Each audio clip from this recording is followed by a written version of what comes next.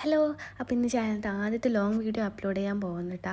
കുറേ ദിവസമായില്ലേ ഈ ഷോർട്സ് മാത്രം ഇട്ടുകൊണ്ടിരിക്കുന്നത്. അതുകൊണ്ട് ഒരു ലോങ് വീഡിയോ എന്തായാലും ഇടണമെന്ന് വിചാരിച്ചുകൊണ്ടിരിക്കുകയായി. അപ്പോൾ ഞങ്ങളുടെ കാസർഗോഡുള്ള വീട്ടിൽ താഴെ ചെറിയൊരു തോടുണ്ട്. പണ്ട് വലിയ തോടായിരുന്നു. ഇപ്പോൾ അതൊക്കെ മണ്ണൊക്കെ ഇടിഞ്ഞിട്ട് ചെറുതായി വന്നേക്കുക.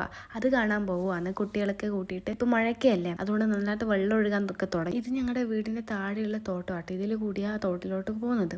ഈ കിണർ കണ്ടോ? ഈ കിണറിന് ഒരു പ്രത്യേകത ഉണ്ട്, അത് ഞാൻ പറഞ്ഞുതരാവേ. ആ കിണറിന് കുറച്ചുകൂടി മുമ്പോട്ട് നടന്നാൽ വേറൊരു കിണർ കാണും.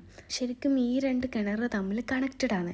ഇതിൽ വെള്ളം കൂടിയാൽ അതിലോട്ട് ഒഴുകിപ്പോവും, അതിൽ വെള്ളം കൂടിയാൽ ഇതിലൂടെ ഒഴുകിപ്പോവും. അപ്പോൾ രണ്ടിലെയും വെള്ളം ബാലൻസ് ആയിട്ട് നിൽക്കുന്ന അതുപോലെയാണ്. ഇതിലൂടെ താഴെ ഇറങ്ങാൻ സ്റ്റെപ്പൊക്കെ ഉണ്ട് കേട്ടോ ഇതിൽ. പിന്നെ കുഞ്ഞു കുഞ്ഞു മീനുകളൊക്കെ ഉണ്ട്. അങ്ങനെ നമ്മൾ തോടിൻ്റെ അടുത്ത് എത്തുവാനേ. പണ്ട് വലിയ തോടായിരുന്നു.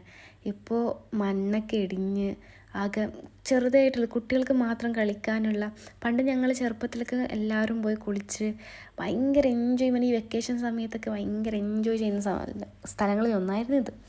ഇപ്പോൾ ഒന്നുമില്ല. ഇപ്പോൾ ചെറിയൊരു വെള്ളച്ചാട്ടമില്ല. ഇത് അവിടെ ഇങ്ങനെ കെട്ടിയിട്ട് അങ്ങനെ വെച്ചേക്കുക. പിന്നെ അവിടെ നിന്നൊക്കെ മണ്ണൊക്കെ ഇടിഞ്ഞ് മൊത്തം കുളമായിട്ടാണ് കിടക്കുന്നത്. പക്ഷെ കുട്ടികൾക്ക് ഒരുപാട് ഇഷ്ടമായിട്ടാണ്.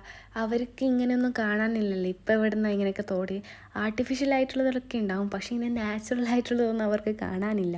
അതുകൊണ്ട് അവർ ഭയങ്കര എൻജോയ് ചെയ്തിട്ട് കളിക്കാൻ തുടങ്ങിയത് അവർ നിർത്തണ്ടേ. അവസാനം എന്തൊക്കെയോ പറഞ്ഞ് ഇങ്ങനെ വലിച്ച് കൊണ്ടുപോവാ വീട്ടിലൊക്കെ തിരിച്ചു പോയത്. പിള്ളേരൊന്നും വരുന്നില്ല. അവിടെ തന്നെ കുറേ സമയം നമ്മൾ കളിച്ചായിരുന്നു വെള്ളത്തിൽ. അന്ന് തന്നെ ഞങ്ങൾക്ക് തിരിച്ചു പോരണമായിരുന്നു കണ്ണൂരിലോട്ട്. പിന്നെ പിള്ളേരെ വലിച്ചു പിടിച്ച് എങ്ങനെയൊക്കെയോ വീട്ടിൽ കൊണ്ടുവന്ന് അതിനുശേഷം പിള്ളേർക്കൊക്കെ ഭയങ്കര ക്ഷീണമായിരുന്നു. എന്നിട്ട് ഫുഡൊക്കെ കഴിച്ചിട്ട് കുറച്ച് കഴിയുമ്പോൾ ഞാൻ കണ്ണൂരിലൊക്കെ ഒന്ന് തിരിച്ചു. എന്നാൽ ശരി, അടുത്ത വീഡിയോ ആയിട്ട് കാണാം. അപ്പോൾ ടാറ്റാ.